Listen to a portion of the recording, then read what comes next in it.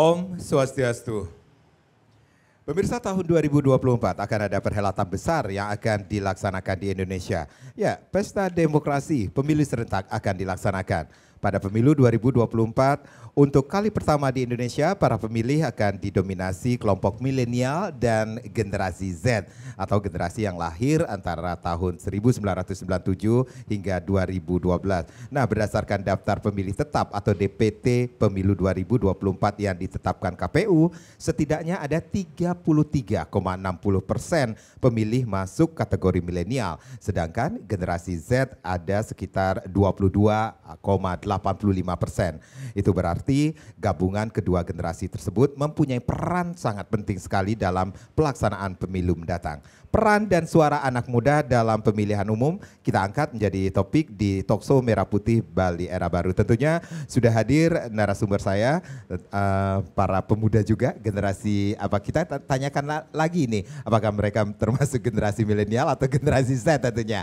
Yang pertama ada Bapak Gede Redi TS. Beliau penyarikan Desa Adat Pedungan dan Pasar. Om Swastiastu, Pak Gede, sehat selalu? Oke, kita berjumpa lagi Ki dalam Talkshow Merah Putih Bali Era Baru. Kemudian kita juga menghadirkan seorang Sri Kandi, ada Niluh Rosita Dewi SIP. Beliau aktivis muda dan pegiat demokrasi. Om Swastiastu, Rosita, sehat selalu? Selalu cerah sehat ya. Dan yang pastinya yang paling ujung ada Dr. Prayoga Mahardika SKET MH. Beliau adalah Manggala Pasikian Yowana Kabupaten Badung. Om Swastiastu, Dr. Yoga. Ini pertemuan kita keberapa kali nih Dr. Yoga? Sering banget nih Kiki. Oke, baik. Nah, kalau kita melihat ini narasumber saya ini juga bisa dikatakan ini generasi milenial yang akan mewakili para generasi milenial tentunya. Baik, saya ke Pak Gede dulu. Ini pengelisir kita nih dari ketiga narasumber saya nih. Bagaimana kalau kita melihat ini pandangan umum tentang pemilu tahun 2024, seperti apa Pak Gede melihatnya? Baik, jadi memang topik yang diangkat pada hari ini sangat sedang hot-hotnya ya, sedang panas-panas dan hangat-hangatnya tentang pemilu serentak 2024 yang akan dilaksanakan pas pada hari kasih sayang 14 Februari 2024. Yeah. Nah, tentu kalau kita bicara tentang pemilu yang memang merupakan sebuah peristiwa yang dilaksanakan dalam tahapan 5 tahun sekali, yang mana didasarkan pada pesta demokrasi yang dari tahun ke tahun ini sejatinya sudah semakin baik, kan begitu. Nah, sekarang dalam tahapan pemilu serentak di 14 Februari ini, di mana akan diadakan pemilihan legislatif yang tentu akan melibatkan seperti yang disampaikan tadi adalah para pemilih-pemilih baru dari kalangan atau golongan muda atau milenial atau yang disebut generasi Z itu. Nah, tentu ada beberapa kelompok mungkin yang kategori pemuda yang memang sudah punya hak pilih umurnya lebih dari 17 tahun. Nah, yang perlu ditekankan di sini adalah kepada pemuda yang sebagai pemilih pemula sejatinya. Kenapa? Karena mereka mungkin baru kali pertama akan ikut sebagai peserta atau sebagai pemilih dalam kegiatan pemilu ini. Nah, tentu harus diberikan semacam pemahaman tentang bagaimana sebagai pemilih yang baik dalam pemilu yang akan dilaksanakan di tahun 2024 ini. Nah, tentu kita harapkan bagi calon-calon yang tidak hanya dari kalangan-kalangan yang sudah senior, tapi banyak saya lihat sekarang kalangan-kalangan muda yang justru ikut dalam pencalonan agar bisa memberikan semacam tampilan adu gagasan lah dalam kegiatan pemilu ini, sehingga menjadi inspirasi bagi pemilih-pemilih baru ke depannya bagaimana gambaran pemilu yang baik itu. Apalagi ini bertepatan dengan hari kasih sayang, yang harapkan sih ke depannya niki pada saat pelaksanaan pemilu ini memang betul-betul yang diutamakan adalah kebersamaan, dan perbedaan itu pasti. Cuman perbedaan itu tidak menjadi sebuah hal yang harus diperdebatkan apalagi dipertengkarkan.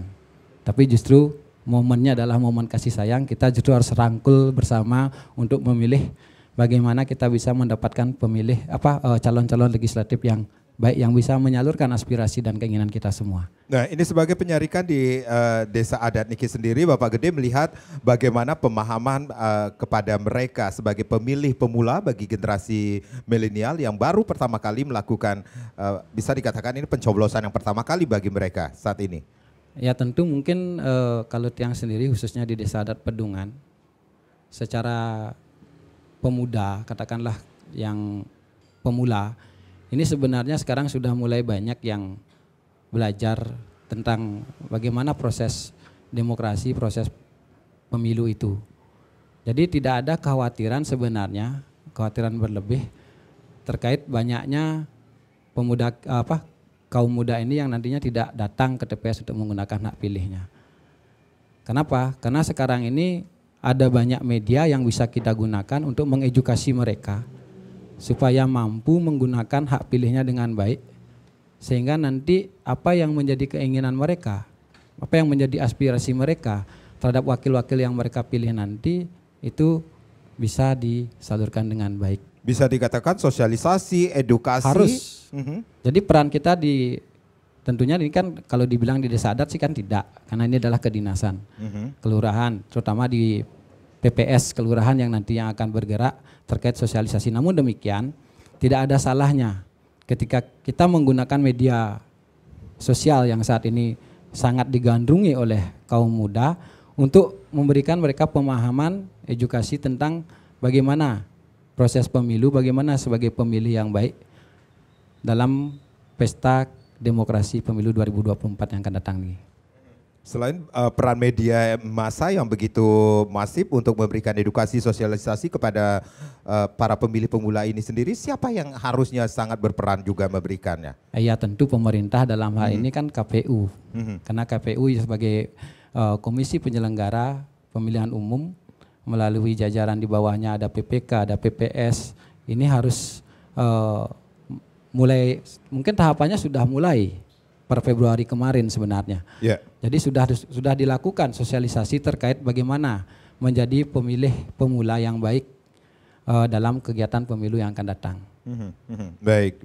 Pak Gede, Rosita dan juga Dr. Yoga, kita rehat sejenak. Nanti kita akan lanjutkan lagi bagaimana peran dan suara anak muda dalam pemilihan umum. Pemirsa, Talkshow Merah Putih Bali Era Baru akan kembali, tapi tentunya setelah yang berikut ini. Ya, terima kasih Anda yang baru saja bergabung bersama kami di Talkshow Merah Putih Bali Era Baru. Bagaimana peran dan suara anak muda dalam pemilihan umum masih kita angkat menjadi topik kita pada kesempatan kali ini. Saya ke Rosita ini, satu-satunya Pak Sri Kandi yang ada pada kesempatan hari ini tentunya. Rosita, tadi Pak Gede mengatakan ini banyak hal yang perlu diketahui oleh para pemilih pemula Niki sendiri, dan sosialisasi, edukasi pun gencar dilakukan untuk mereka untuk memberikan pemahaman bagaimana sebagai pemilih yang baik sendiri. Nah, Rosita sebagai pegiat demokrasi sekaligus aktivis muda ini sendiri, melihat bagaimana sih sebenarnya proses demokrasi kita saat ini? Oke, jadi ini bisa saya katakan bahwa pemilu 2024 ini teman-teman muda sekalian, inilah momentum yang besar untuk kita ya. Jadi tadi sudah dikatakan kalau dijumlahkan, ini generasi milenial dengan Gen Z itu sudah lebih dari 56% teman-teman. Jadi kalau misalnya cari quorum itu sudah bisa nih, orang-orang muda saja sudah selesai pemilu sebenarnya. Nah makanya ini akan menjadi PR penting nanti untuk para generasi muda benar-benar mengawal proses pemilu ini untuk berjalan dengan baik dan sesuai dengan rules. Kemudian saya juga ingin menekankan bahwa dalam pesta demokrasi kita kali ini, peran generasi muda sebagai social control itu sangat penting teman-teman. Kalau saya mengamati sekarang, kita sebagai generasi yang paling dekat dengan teknologi, itu harus menggunakan teknologi itu dengan baik gitu.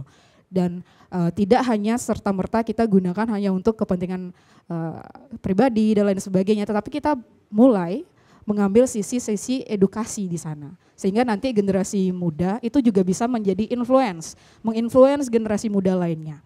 Jadi ketika ada misalnya isu-isu yang positif, misalnya terkait dengan tahapan pemilu, kemudian apa saja yang harus diperhatikan, misalnya tanggal pemilihan, untuk mengingatkan sesama kaum generasi milenial, kita bisa lakukan itu teman-teman. Jadi campaign-campaign positif yang mendukung kinerja KPU, Bawaslu itu juga bisa kita lakukan. Kemudian untuk pemilu ini sendiri penting sekali juga nanti keterlibatan generasi muda yang nanti tidak hanya sekedar untuk memilih berpartisipasi saat 14 Februari saja tidak, tetapi teman-teman juga bisa ikut menjadi penyelenggara, kemudian juga ikut turut mengawasi karena nanti ada juga pemantau pemilu. Kemudian juga teman-teman juga bisa memberikan masukan dan saran, mengikuti sosialisasi. Di sana ada ruang-ruang terbuka untuk generasi muda. Jadi bisa dikatakan kontribusi anak muda dalam pemilu, apalagi kita kaitkan dengan pemilu 2024 ini sendiri, ini sangat penting sekali.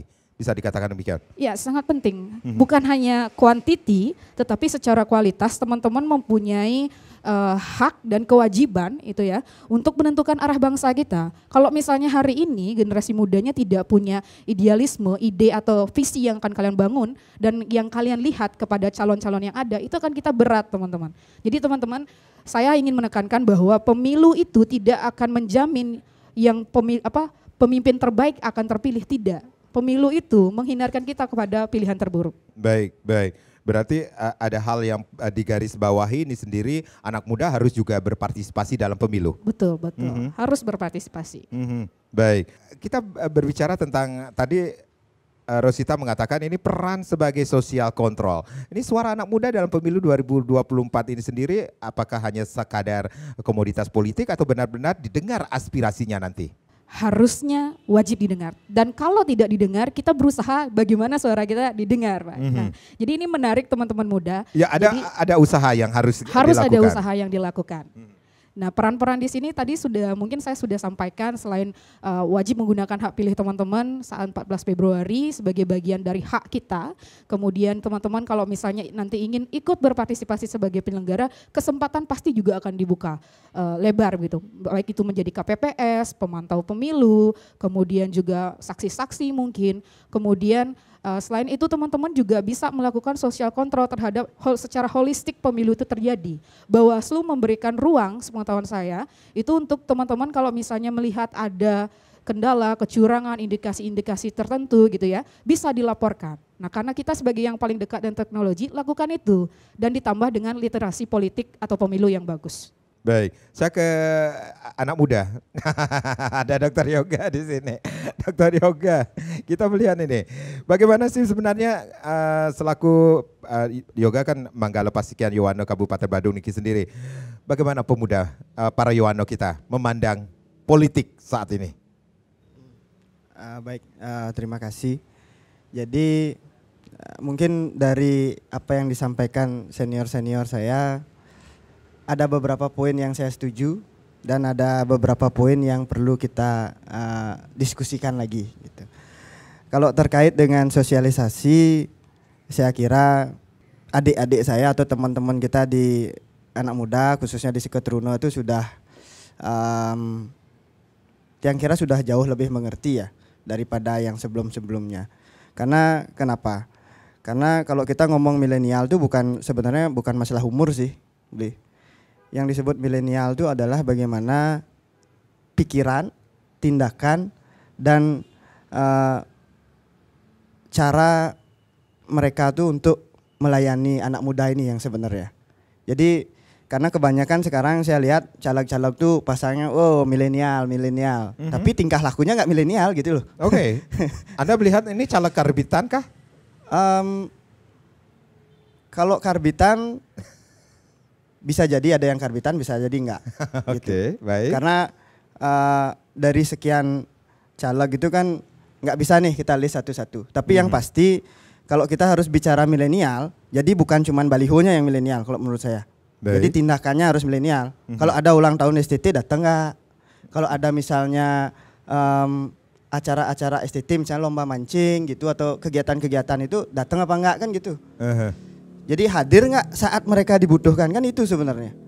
Kalau mereka ada keperluan apa datang nggak gitu. Terus program-programnya memihak nggak nih kepada anak muda. Contoh sekarang yang lagi ini ogoh-ogoh nih gimana nih gitu loh. Kalau tahun sebelumnya kan oke, itu sudah terselenggara dengan baik, kita apresiasi kan gitu. Itu yang kira contoh tindakan dan pikiran yang harus sejalan dengan milenial itu sendiri. Jadi milenial itu bukan cuman ngomong aja milenial gitu loh, tapi buktinya harus ada. Kalau menurut saya seperti itu. Baik. Rosita, sebenarnya masalah-masalah apa yang sebenarnya dihadapi anak muda kalau kita hubungkan dengan pemilu 2024 ini sendiri? Rosita melihatnya. Oke, sebenarnya pertama saya akan mengatakan bahwa paradoks yang disampaikan oleh Dr. Yoga itu benar adanya gitu. Kenapa? Karena selama ini kita lihat banyak sekali juga para calon politisi itu hanya mengaku saya akan merangkul milenial, kemudian mereka tidak pada kenyataannya tidak melakukan itu, Pak. Jadi kita punya sebagai generasi muda ini perlu sekali untuk bisa memilih dengan baik gitu ya, melihat apa yang terjadi itu apakah mereka hanya datang kepada kita saat pemilu saja ya, penting dengan suara kita dan kita hanya dijadikan objek saja yang ketika dia sudah jadi kita ditinggalkan. Nah, jangan sampai anak muda salah pilih. Kemudian pertanyaan berikutnya, apa sih mungkin masalah yang dihadapi oleh generasi muda ya? Generasi muda itu selain energik, generasi muda juga sering disebut generasi sandwich, teman-teman. Kita under pressure, kita ada di tengah-tengah. Banyak hal yang menjadi pikiran anak muda hari ini. Boro-boro untuk memikirkan bangsa dan negara, mereka sibuk dengan insecurity yang terjadi di dirinya. Nah, tetapi ini yang perlu saya tekankan bahwa ayo dong teman-teman, hari ini itu kita yang punya kuasa untuk menentukan masa depan bangsa. Kalau nggak ambil peran sekarang, dampaknya akan kepada kita lagi gitu. Jadi segala aspirasi, visi misi teman-teman sekarang kita gali dan kita hubungkan dengan calon-calon yang ada. Apakah bisa mereka membawa nilai-nilai yang ingin kita capai? Jadi seperti kata Dr. Yoga, calon anak muda itu sendiri harus sudah bisa melakukan tindakan mereka kesehariannya juga perlu kita ketahui seperti itu. Bukan hanya ketika ada pencalegan. Betul sekali. Itu kan bukti dukungan kepada generasi muda. Kalau misalnya generasi muda tidak disupport dengan betul-betul, support itu kan bukan tidak selalu dalam bentuk materi, kehadiran, tetapi juga visi dan misi ideologi yang sejalan dengan generasi milenial butuhkan, Pak. Misalnya ke depan kita berbicara tentang misalnya SDM gitu ya. SDM ini adalah sesuatu yang sangat sulit diukur ketimbang program-program yang ada, misalnya seperti pembangunan, hibah-hibah, itu kan mudah dilihat. Tetapi bagaimana pemerintah nanti juga atau bakal calon ini bisa mengarah kepada investasi sumber daya manusia. Ini yang saya kira generasi muda itu sangat perlu juga untuk diperhatikan di bagian sumber daya manusia. Baik. Pak Gede, saya membaca di salah satu media sosial ini sendiri, apakah Pak Gede juga melihat ini pemilih muda kita atau pemilih milenial, bisa dikatakan pemilih pemula kita hanya sekedar token dalam tanda petik ini sendiri dalam kontestasi politik? Kalau menurut saya sih tidak ya, karena kenyataannya banyak juga kok bakal calon dari legislatif ini yang sekarang dari kaum milenial kan, kaum muda. Dan seperti yang disampaikan Dr. Yoga, mungkin yang mendominasi adalah senior-senior yang sudah katakanlah sudah berpengalaman, sudah menjabat beberapa kali sebagai anggota legislatif. Namun demikian secara pemikiran, secara perilaku mungkin belum bisa dikatakan mengimplementasikan daripada milenial itu sendiri. Justru pertanyaannya sekarang dengan adanya keterwakilan mungkin dari yang muda-muda sebagai bakal calon ini, apakah juga akan mampu mengcover apa yang menjadi aspirasi daripada pemuda, kan begitu?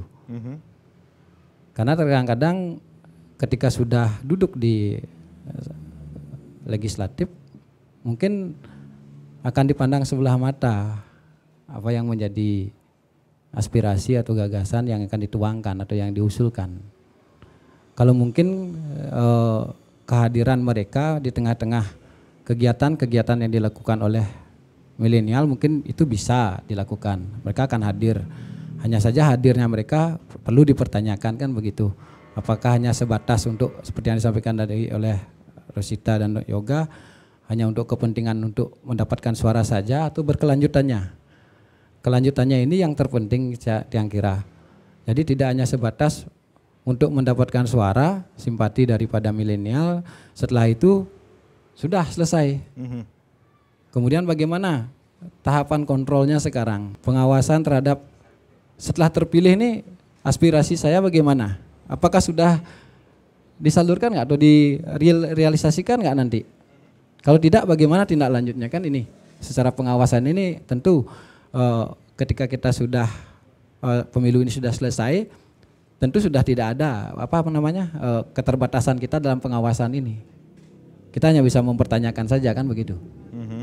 Baik. Rosita, berarti selain edukasi, kemudian sosialisasi yang harus diberikan kepada para pemilih pemula, anak-anak muda yang baru terlibat dalam pemilihan umum, katakanlah pemilu 2024 ini sendiri, bagaimana anak muda memandang calon wakil rakyatnya di calon-calon mereka yang akan dipilih nantinya di pemilu 2024, itu juga sangat dibutuhkan.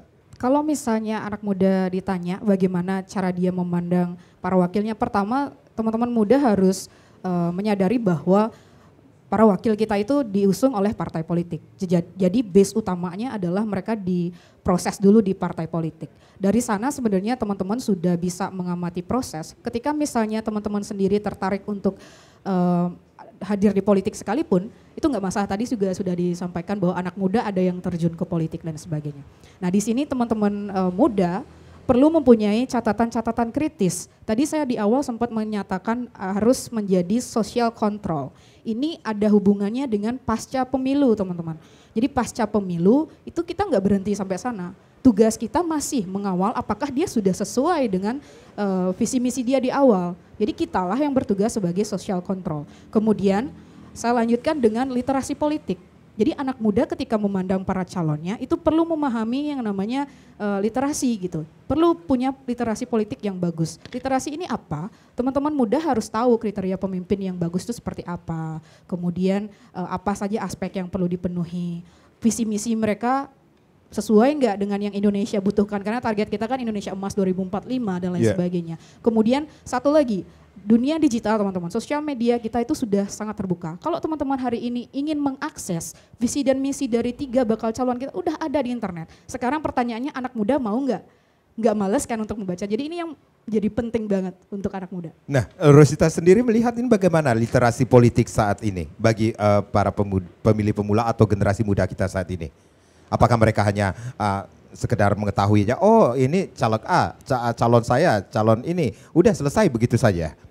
Oke, kalau misalnya untuk pemahaman anak muda sendiri, saya yakin sebenarnya anak muda itu aware dengan politik, Pak. Aware sekali, tetapi memang selama ini hal-hal yang disajikan oleh politik praktis itu kadangkala membuat anak muda itu enggan untuk belajar politik gitu. Enggak enggan mereka karena melihat potretnya korupsi dan lain sebagainya. Tetapi disinilah yang harus kita luruskan, bahwa saya ingin mengatakan buta yang paling buruk itu adalah buta politik, teman-teman. Karena semua kebijakan, bahkan aturan hukum sekalipun itu lahir dari proses politik, diproses dulu. Nah jadi kalau teman-teman muda itu nggak aware sama dengan proses politik atau nggak tahu literasi politik, itu akan sangat merugikan teman-teman. Kita nggak bisa berjuang mengatakan untuk membela anak muda, menyampaikan aspirasi anak muda, tapi kita sendiri nggak tahu proses itu seperti apa gitu. Jadi teman-teman harus menyelam lebih dalam, memahami aspek-aspek itu lebih lanjut. Kemudian satu juga, saya ingin menawarkan opsi untuk anak-anak muda itu bisa menjadi ambasador gitu. Istilahnya kita menginfluence. Kalau kita merasa mampu untuk mengedukasi hal positif, lakukan saja di platform yang bebas saat ini. Itu peran kita, kontribusi kita.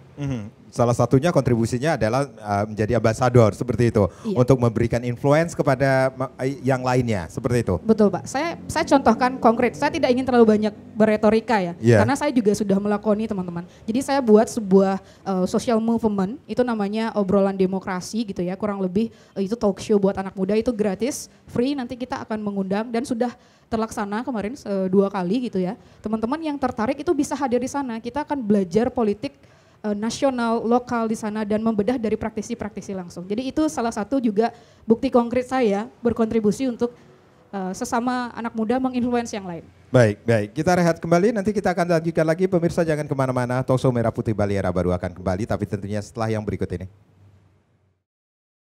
Ya, terima kasih. Kita masih di Talkshow Merah Putih Bali Era Baru. Bagaimana peran dan suara anak muda dalam pemilihan umum kalau kita kaitkan dengan pemilu 2024 ini sendiri ya.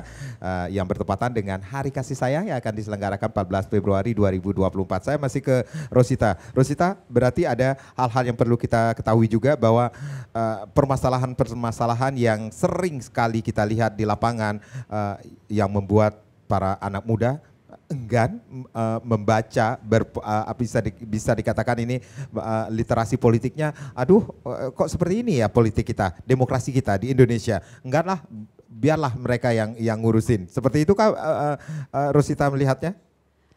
Paradoks di lapangnya seperti itu, Pak. Paradoksnya seperti itu. Jadi sehingga anak muda di sinilah, kalau misalnya teman-teman, saya ingin mengutip sebuah kutipan dari tokoh ya, yang disampaikan oleh seorang tokoh nasional. Dia bilang gini, kalau kamu benci dengan korupsi, kamu benci dengan kebodohan, kamu benci dengan kejahatan, maka jadilah kamu generasi yang turun tangan, teman-teman. Jadi teman-teman harus ikut membenahi itu. Nggak bisa kita, oh itu jelek, ya kita hanya mengatakan itu jelek tanpa kita berupaya untuk ikut serta membenahi itu. Jadi jangan jadi generasi yang tunjuk tangan aja, tetapi jadilah generasi yang turun tangan, ikut menyelesaikan masalah. Itu yang kita butuhkan. Ya, Dr. Yoga, kita juga mengetahui Bapak Presiden kita pun sudah memberikan atau arahan, ayo bagi para caleg, bagi para kontestan, ditekankan adu ide gagasan, bukan adu perasaan, seperti itu. Seperti apa Dr. Yoga melihat bagi kacamata dari anak muda? Ya, sebelum itu saya ingin, ada hal yang menarik yang ingin saya sampaikan. Jadi kelihatannya dari tadi kita terlalu mengunderestimate anak muda. Yeah. Seolah-olah mereka perlu banget nih sosialisasi. Seolah mereka perlu banget sosialisasi. Padahal kenyataannya jangan-jangan literasi mereka jauh lebih bagus dari literasi kita semua. Karena apa? Karena pergeseran era ini sangat cepat, Bi. Kalau dulu oke lah kita semua ini membaca. Kalau dulu oke. Kalau sekarang dengan adanya segala macam sosial media ini, literasi itu sekarang sudah berubah, bergeser ke arah video, bergeser ke arah berbagai penjelasan yang bisa dijelaskan dengan skema, dengan video dan yang lain-lain. Jadi bisa dikatakan peran media sosial juga sangat mempengaruhi. Iya, kalau KPU pengen hasil pemilunya bagus, harusnya mainnya di TikTok atau di Instagram. Oke. Jangan sosialisasi kayak dulu lagi. Oke. Kalau menurut saya gitu. Dan jangan lupa peran media seperti Bali TV ini sangat diperlukan. Karena apa? Karena selain kita perlu sesuatu hal yang bersifat tidak resmi seperti di sosmed, kita juga perlu video-video yang resmi lewat media massa seperti Bali TV ini, kalau menurut saya. Dan satu hal yang ingin saya ingatkan, jangan sekali-sekali mengunderestimate literasi anak muda. Karena literasi kita dan mereka tuh beda kalau sekarang ini. Terus terkait dengan apa tadi? Politik baperan ya? Adu gagasan atau adu baperan gitu. Iya, oke. Kalau baperan itu atau perasaan itu cukup pas ini aja, cinta-cintaan, jangan di politik. Kalau dalam pemilu? Kalau dalam pemilu ya benar yang disampaikan itu adu gagasan. Tapi sekarang masalahnya kita kembali ke yang tadi. Jangan cuman balihonya aja yang milenial gitu loh. Tapi sikap, perilaku dan implementasinya harus milenial menurut saya. Contohnya apa? Misalnya kalau udah terpilih makannya di UMKM dong gitu loh contohnya. Nah, itu kan contoh kecil yang terlihat gitu loh. Dimana kalau udah terpilih, makannya di restoran mewah ya kan nggak sejalan sama apa yang dia pikirkan itu gitu loh. Terus satu hal yang ingin saya sampaikan juga adalah sekarang ini kita itu sangat sulit mempercayai apa yang kita sebut dengan politisi milenial. Karena seperti yang disampaikan Pak Gede tadi, banyak nih calon milenial yang maju, tapi perilakunya nggak milenial gitu loh. Itu yang perlu kita pikirkan sekarang. Jadi milenial itu bukan masalah umur, bukan masalah apa yang saya sampaikan tadi, tapi perilakunya nggak milenial gitu loh. Dan banyak juga calon-calon yang artinya sudah senior tapi perilakunya milenial gitu loh. Jadi ayo kita semua pandang milenial itu bukan sebagai umur tapi sebagai perilaku dan tindakan. kalau Ya. menurut saya. Nah, menurut Dokter Yoga sendiri ini perilaku yang milenial itu seperti apa nantinya yang harus kita harapkan? Ya, yang rasa kita semua udah tahu lah perilaku yang milenial kayak sekarang tuh gimana. Artinya yang rendah diri, habis itu nggak banyak batasan-batasan seperti apa namanya? Kalau mau ngurus ini batasannya banyak banget gitu loh. Yeah. Jadi semua itu disimpelkan, pengaduannya online aja lah. Habis itu kalau mau makan misalnya ini apa namanya ada dinas-dinas yang rapat ya bisa pesan di UMKM. Itu menurut saya milenial karena UMKM itu kebanyakan punya teman-teman kita yang milenial. Jadi kalau mau makan saya udah lihat sih beberapa kepala daerah yang mulai mengarah ke sana. Mulai mengarah dan mulai belajar ke sana. Tapi kalau untuk legislatif saya rasa mungkin karena exposure-nya kurang jadi belum banyak yang terlihat tapi sudah ada yang tua bersikap milenial sudah ada tapi yang milenial bersikap tua juga ada. Oke, saya ke Rosita lagi nih. Rosita, berarti seperti kata Dokter Yoga ini sendiri banyak juga politisi pasti Rosita juga memperhatikan ini. Persentase politisi milenial juga banyak sekali saat di tahun 2024 ini sendiri. Rosita melihatnya. Oke, kalau dari saya sendiri kacamata yang bisa kita gunakan adalah sudah pasti partai politik, kemudian juga politisi yang sudah senior berusaha untuk menyesuaikan dengan zaman, Pak. Jadi parpol itu otomatis juga sudah melihat bahwa peluang ada di generasi muda. Jumlah kita banyak, kita penentu. Baik. Pasti sudah otomatis untuk merekrut anak muda ke dalam partai politik gitu. Membentuk mereka kemudian menjadikan mereka bakal calon. Yeah. Selain juga memang generasi muda itu punya kemampuan, dia nggak punya kemampuan. Kemudian bagaimana dengan politisi senior? Untuk menggait anak muda, dia pasti berpikir trik apa nih yang bisa saya gunakan. Pasti harus menyesuaikan dong, nggak bisa dengan gaya-gaya lama untuk mendekati anak muda, nggak bisa. Itu kita udah beda tongkrongan, kalau bahasa anak muda udah beda tongkrongan, udah beda bahasanya, beda topik gitu ya. Jadi di sini yang saya lihat generasi muda ini jangan takut berpolitik teman-teman. Politik itu kan sejatinya baik ya. Yang penting teman-teman itu nanti ketika terjun tetap jadi sosok yang jujur, punya visi misi yang jelas, punya ideologi yang jelas, mau buat apa untuk masa depan itu harus jelas. Jadi jangan sampai nanti malah teman-teman muda yang masuk ke politik pada akhirnya jatuhnya sama, ke lumpur yang sama. Itu yang menjadi PR kita dan kekhawatiran yang perlu kita pastikan itu tidak terbukti gitu. Jadi kita berusaha sebaik mungkin bagaimana anak muda yang hadir nanti kita bisa kawal, kita bisa kritisi karena tadi saya sempat bilang, ayo dong kita di Bali dulu, kita bangun iklim kritis dulu. Jadi meskipun kita dari lokal gitu ya, dari daerah, jangan takut untuk bersuara, jangan takut jadi kritis, jangan takut jadi beda. Demokrasi itu mengindikasikan teman-teman punya hak untuk berbeda teman-teman. Kalau enggak gitu enggak akan ada demokrasi, mending kita feodal aja gitu kan. Jadi teman-teman muda jangan takut buat menyuarakan hal-hal yang mengganggu pikiran teman-teman gitu. Ya, bisa dikatakan ini suara generasi muda juga jadi rebutan nantinya di pemilu 2024. Oh iya, rebutan banget teman-teman. Ini kalau misalnya nyari jodoh ini peringkat 1 gitu ya. Jadi anak muda itu ada di top list, semua lagi pokoknya generasi milenial gimana caranya buat dapat suara generasi milenial, pasti kayak gitu. Ya, seperti kata Dokter Yoga, ini mungkin saja pengetahuan mereka anak muda zaman sekarang ini lebih mumpuni bisa dikatakan ya. Saya mengambil istilah itu sendiri daripada mereka yang sudah lama berkecimpung dalam dunia politik ini sendiri. Bisa dikatakan ini mereka para anak muda pemilih pemula ini sendiri juga harus mengetahui latar belakang setiap caleg ataukah mereka hanya mengandalkan cenderung memilih figur seperti itu? Oke, teman-teman, ini saya juga akan kasih tips ya buat generasi muda lainnya.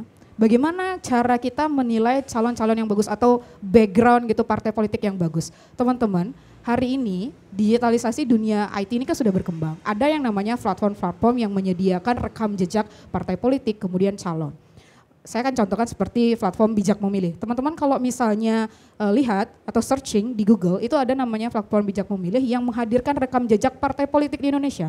Jadi terrecord selama ini dari tahun berapa sampai tahun berapa itu apa saja yang dikerjakan parpol, kasusnya apa saja, pimpinan siapa aja gitu ya. Jadi teman-teman bisa belajar dari sana. Itu untuk partai politik. Kalau misalnya teman-teman menilai untuk parpolnya. Kemudian bagaimana dengan personal dari tokohnya itu sendiri. Nah ini pentingnya, biasanya kalau generasi muda itu senang stalking Pak ya. Jadi gunakanlah kemampuan kalian untuk stalking teman-teman. Jadi punya platform, searching dia di sosial media, calon siapa misalnya namanya, nama lengkap. Kemudian cari tahu rekam jejak seperti apa. Yang Contohlah Made Sukadana Karang gitu ya.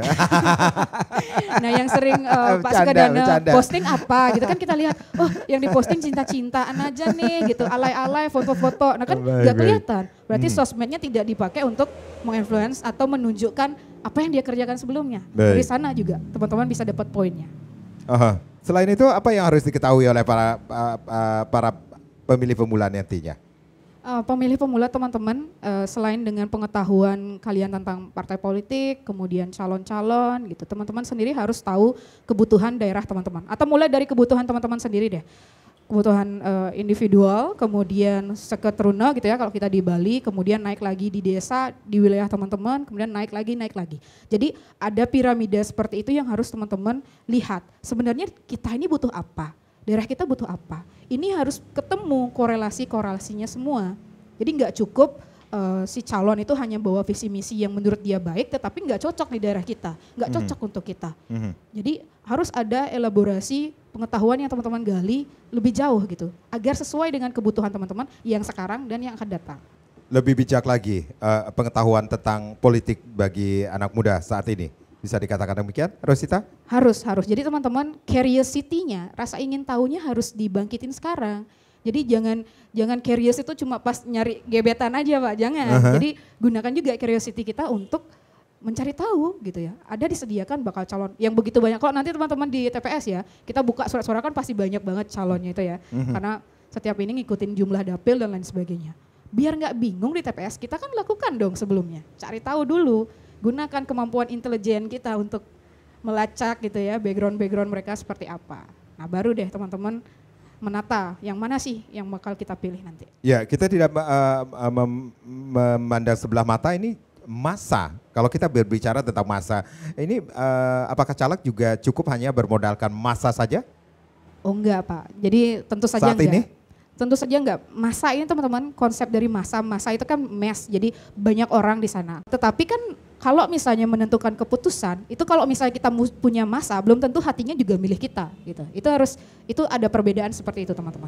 Jadi enggak cukup hari ini misalnya kita lihat ramai, oh sekilas lihat pendukungnya banyak, tetapi belum tentu di hari H dia milihnya itu lagi gitu. Belum tentu, karena kan kalau kita ingat lagi asas pemilu luber jurdil, tetap aja contoh nih, saya sendiri sebagai individual meskipun orang tua saya punya pilihan ABC, saya tetap punya kuasa untuk diri saya sendiri menentukan siapa yang ingin saya pilih, nggak bisa diintervensi gitu. Jadi teman-teman muda juga harus bisa melihat itu, jadi jangan takut untuk pilihannya berbeda. Kan mereka juga nggak tahu pilihan kita seperti apa Pak, kan kita nggak kasih tahu kan, habis nyoblos kan nggak kasih tahu ke orang lain. Jadi teman-teman kalau misalnya menurut teman-teman bagus, ya pilih aja gitu ya. Jangan takut berbeda dari masa yang ada di sekeliling teman-teman gitu. Kan kita punya penilaian sendiri terhadap calon-calon yang ada. Berarti bisa dikatakan tidak ikut-ikutan mereka, seperti itu? Kan tadi saya udah kasih tipsnya buat kita jadi intelijen dulu, cari tahu dulu. Kita cari backgroundnya seperti betul, itu. Baik.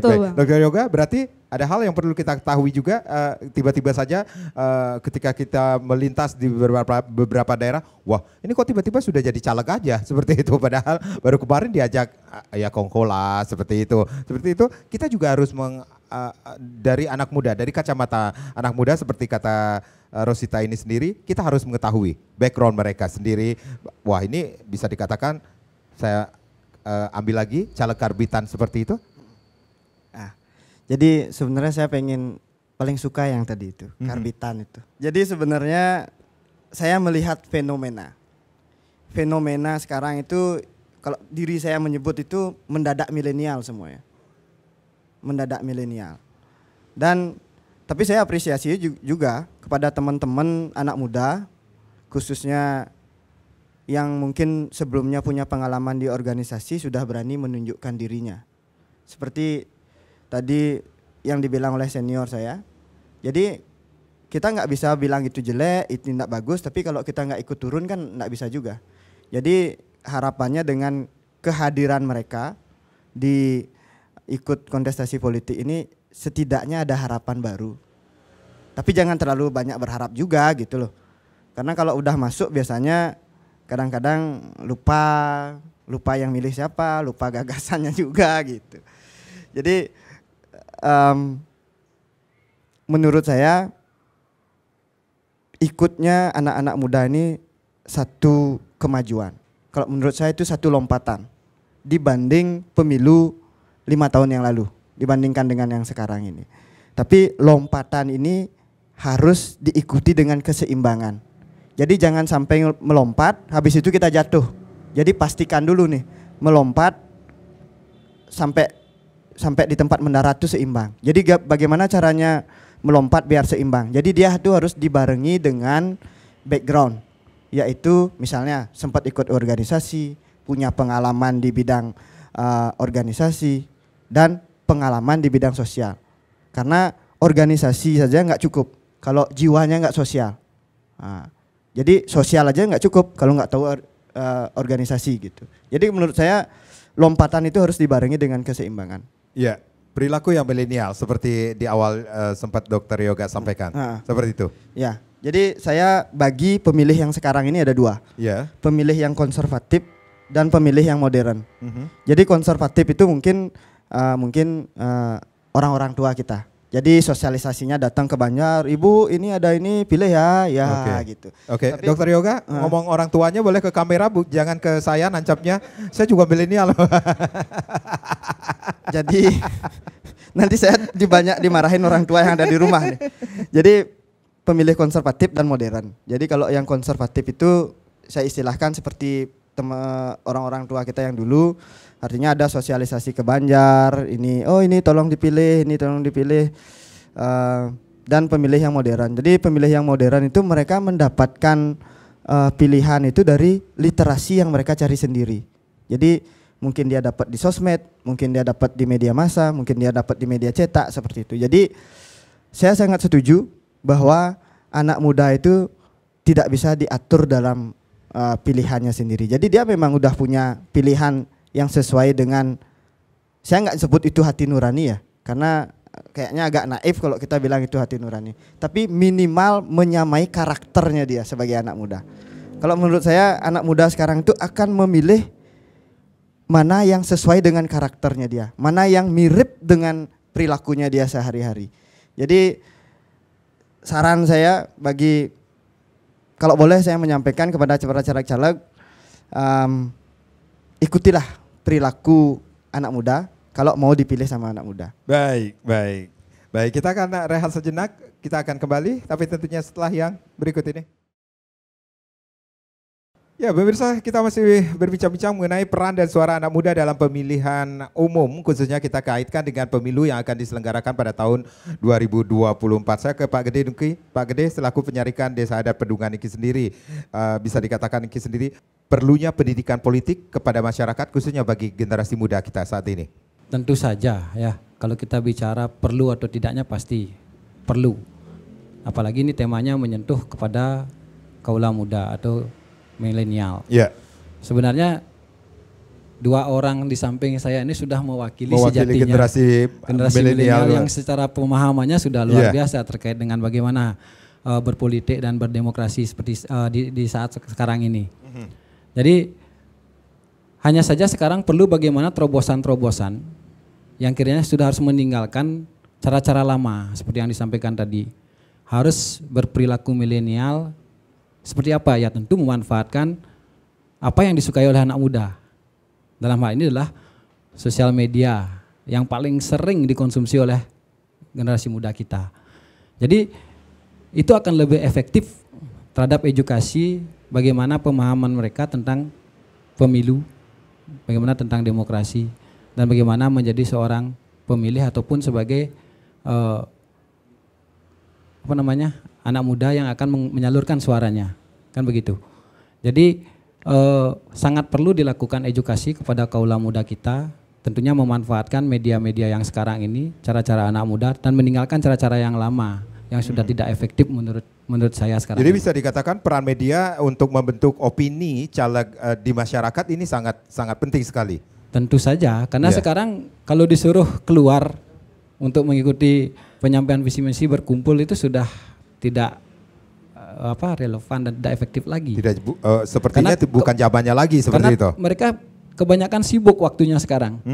Jadi lebih cepat menurut saya dikonsumsi oleh anak muda itu melalui peran sosial media. Bagi calon-calon legislatif sekarang ini harusnya sudah merubah cara-cara lama untuk mensosialisasikan diri, memperkenalkan diri terkait dengan apa penyampaian gagasan, visi misi, dan harus peka terhadap kebutuhan apa yang diperlukan oleh anak muda, oleh lingkungan sekitar. Seperti yang disampaikan tadi, contohnya seperti ya mungkin akan dekat setelah pemilu ada kegiatan anak muda ogoh-ogoh, kemudian yang marak sekarang tentang sampah, tentang SDM seperti yang disampaikan Rosita tadi. Ini harusnya sudah mulai dipikirkan oleh calon-calon kita. Tawarannya seperti apa nih menyikapi permasalahan yang sampai hari ini masih saja kita jadikan sebuah masalah. Berarti belum ada solusi yang mumpuni. Baik. Yang ditawarkan oleh calon-calon kita sebenarnya. Ya, Dr. Yoga, berarti ada hal-hal yang kita juga harus jeli juga nih melihat calon-calon kita yang akan kita pilih nantinya mewakili kita di 5 tahun ke depan ini sendiri. Nah, dengan beberapa isu, kemudian seperti yang saya sampaikan tadi, ini ide, gagasan itu yang harus dikeluarkan, bukan adu perasaan, baperan seperti tadi kita singgung ya. Nah, permasalahan-permasalahan yang menjadi perbincangan di masyarakat seperti sampah, kemudian kemacetan, itu menarik juga untuk dijadikan topik bagi para calon kita nantinya. Seperti itu yang bisa membentuk opini di masyarakat nantinya? Ya, jadi selain ide, gagasan, saya selalu suka dengan kata-kata tindakan. Jadi kadang banyak orang tuh ide gagasannya bagus tapi tindakannya nggak ada gitu loh. Makanya saya tekankan dari tadi tuh kalau perilaku, kalau kita bicara milenial ya, perilaku milenial. Jadi bukan cuma ide dan gagasan milenial. Jadi tindakannya di sini harus ditekankan oleh kita semua. Jadi terkait dengan sampah, terkait dengan apa itu tadi? Kemacetan itu sebenarnya bisa kita selesaikan kalau ada goodwill dari pimpinan. Kalau ada keinginan untuk menyelesaikan itu, saya kira.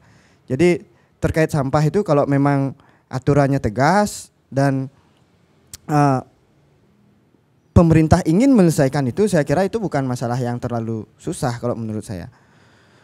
Cuman pesan saya sekarang ini ya cuman hati-hati aja, Bli. Hati-hati aja dengan hati-hati dalam hal? Hati-hati dengan calon karbitan. Habis itu kalau menurut saya kita anak muda ini harus meninggalkan orang-orang yang dari politik dinasti kalau menurut saya. Karena itu sangat tidak milenial menurut saya. Baik, politik dinasti sangat tidak milenial. Tetapi kalau mereka mampu seperti itu, mampunya tentang apa dulu gitu. Ya, kalau mereka mampu sesuai proses yang ada, saya kira itu nggak akan menjadi masalah. Baik. Tapi saat dia mampu dengan merubah proses, itu akan menjadi masalah buat kita semua. Habis itu yang berbicara proses ya. Mampu itu kan masalah proses. Kalau menurut saya mampu itu masalah proses.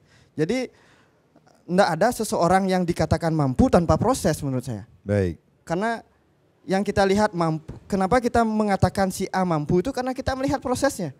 Jadi bukan ujuk-ujuk, oh si A mampu, bukan seperti itu. Jadi yang ketiga, jangan pilih orang yang mendadak milenial.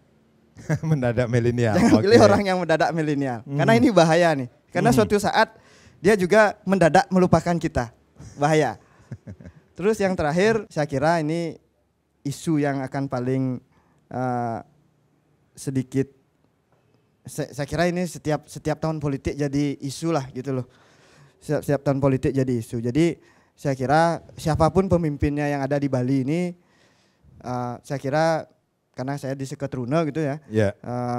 Janganlah kaitkan ogoh-ogoh dengan pemilu ini. Kasihan teman-teman kita anak muda. Ya, jadi pisahkan dong kreativitas dengan pemilu ini gitu loh. Jadi akan sangat sayang sekali kalau Seketruna aja udah mengerti nih, ini pemilu, ini hajatan politik, ini budaya. Mereka aja udah mengerti, masa teman-teman kita yang di atas nih nggak ada yang ngerti gitu loh. Jadi diharapkan ini berjalan beriringan seperti itu. Ya justru ini keduanya pesta sebenarnya, pesta demokrasi dan pesta kreativitas harus dijalankan bersamaan dengan baik dan Tiang kira teman-teman Seketruno tuh, sekali lagi tolong jangan meng-underestimate teman-teman Seketruno. Mereka tuh sudah jauh lebih paham, jauh lebih pintar, dan sudah tahu batasannya sampai mana. Itu yang penting. Mereka tuh udah tahu kok batasannya sampai mana. Karena kebetulan kalau beliau berdua ini kan akademisi ya. Kalau saya ini benar-benar orang lapangan gitu loh. Jadi udah benar-benar istilahnya sehari-hari bergaulnya udah sama mereka gitu loh. Udah benar-benar tahu. Kalau saya bukan orang lapangan, saya juga nggak akan berani ngomong seperti ini gitu. Baik. Sekali lagi Pak Gede, kalau kita hubungkan dengan apa yang disampaikan Dr. Yoga, ini bentuk partisipasi politik generasi muda, anak muda saat ini, seperti apa Pak Gede melihatnya? Kalau dibilang sekarang partisipasi kan jelas meningkat ya, tidak hanya sebagai pemilih dalam hal ini, juga sekarang sebagai peserta. Dalam hal ini bakal calon seperti yang disampaikan tadi. Jadi sudah tidak ada batasan sih sekarang, bahwa dipandang sebelah mata secara umur. Tapi secara kemampuan anak muda kita sekarang ini dengan adanya kemajuan di IT yang mereka bisa konsumsi sendiri, yang mereka bisa asumsi sendiri bagaimana, sehingga menyebabkan mereka seperti yang tadi mungkin tidak, kalau dikatakan mendadak milenial sih enggak. Ya. Kalau dia sih melihat memang kemampuan pemuda kita sekarang ini itu didukung oleh media yang ada yang menyebabkan mereka mumpuni, mampu. Sehingga kita tidak bisa katakan itu sebagai satu hal yang mendadak, karena seperti yang disampaikan tadi prosesnya ada. Sehingga bisa kita katakan bahwa pemuda sekarang ini tidak sebatas sebagai pemilih saja, tapi sekarang sudah berani tampil, mencalonkan diri, mengadu kinerjanya ke depan. Dalam tentu yang pertama pasti wacananya dulu, idenya dulu seperti apa sebelum diimplementasikan. Nah tentu dalam kalau bisa diimplementasikan dulu kemudian diwacanakan itu kan lebih baik lagi, kan seperti itu. Tapi dalam hal konteks pemilu yang disampaikanlah visi misi, tentu ide gagasannya yang disampaikan, yang kemudian diikuti dengan perilakunya. Implementasinya seperti apa, inilah yang perlu disampaikan oleh Rosita tadi, sistem kontrolnya. Sudah sesuai enggak janji-janjinya? Kalau tidak, ya bagaimana kita sekarang berproses untuk memenuhi ini? Yang kira seperti itu. Baik. Rosita, berarti ada pengaruh suara anak muda terhadap pemilu nanti 2024 ini sendiri. Rosita melihatnya. Saya kira sudah jelas Pak ya, dari pembahasan kita dari awal itu sudah menyimpulkan sebenarnya bahwa peran generasi muda ini sangat penting dan suaranya sangat juga besar dan sangat berharga. Nah tetapi di sini saya ingin mengajak generasi muda juga untuk mempertajam gitu ya pisau analisa kita. Jadi membaca kebutuhan, apa yang Bali butuhkan, apa yang daerah teman-teman butuhkan, itu butuh kejelian. Ketika misalnya sosial media, kemudian berbagai platform media huru-hara dengan segala berita gitu ya, kita harus tetap punya pisau bedah yang baik gitu. Tidak kalau misalnya hari ini masa sedang ke kanan kita ikut ke kanan, besok masa ke kiri kita ikut ke kiri. Jangan jadi generasi yang seperti itu. Makanya tadi saya katakan literasi politik itu penting. Baik. Teman-teman harus memperdalam hal tersebut sehingga kita nggak selalu ikut flow aja Pak. Kadang-kadang flow itu kan tidak selalu benar. Persepsi yang ditimbulkan satu tokoh A, tokoh B di media itu kan tidak selalu bisa menyimpulkan jawaban secara holistik itu benar. Gitu. Makanya di sini anak muda harus tetap punya independensi sendiri gitu ya, pisau bedah yang terukur dari teori kemudian praktek teman-teman sebagai peserta misalnya di bawah, saya juga sebagai Seketruno, kemudian juga ikut banyak organisasi Pak. Jadi saya rasa sudah saya juga bisa melihat bagaimana tatanan praktikal di bawah. Sehingga teman-teman muda, ayo dong ke depannya kita bersama-sama nih pakai kesempatan ini untuk jadi lebih baik dan jangan mendegradasi juga anak muda lainnya. Kita patut bersyukur hari ini ada banyak anak muda yang tampil di politik. Dan yang akan menjadi catatan pentingnya adalah teman-teman bisa belajar dari pengalaman dia nanti. Kita akan mengukur seberapa jauh kita bisa melompat dari lompatan orang pertama. Jadi ini akan menjadi sangat menarik. Kalau hari ini misalnya teman-teman mengatakan anak muda karbetan gitu kan, itu sama dengan menurut saya mengkhianati diri kita sendiri Pak. Saya anak muda. Kalau saya mengatakan hari ini ada anak muda gitu ya, kita bilang juga dia karbetan, ya jangan terlalu menyimpulkan sampai seperti itu gitu. Jadi kita lihat dulu, kasih dia juga unjuk taring. Kita ibaratkan diri kita yang ada di sana. Kalau hari ini kita mau maju aja sudah disalahkan, bagaimana ngomong generasi penerus? Jadi kalau kita dibilang generasi penerus, tetapi waktu kita dikasih untuk meneruskan itu, ketika umur kita udah tua sama aja. Jadi ayo mulai, jangan terlalu strict lah gitu ya. Oke, baik. Ini pengaruh suara anak muda ini terhadap pemilu 2024 ini sendiri sangat-sangat berperan penting sekali. Baik, terima kasih Rosita, kemudian Pak Gede dan juga Dr. Yoga yang pastinya satu suara tentunya menentukan kemajuan nasib bangsa kita ke depannya nanti. 5 tahun ke depan tentunya. Saya Made Sukadanengkarang, terima kasih. Kita berjumpa lagi di lain kesempatan. Om Santi, Santi, Santi Om.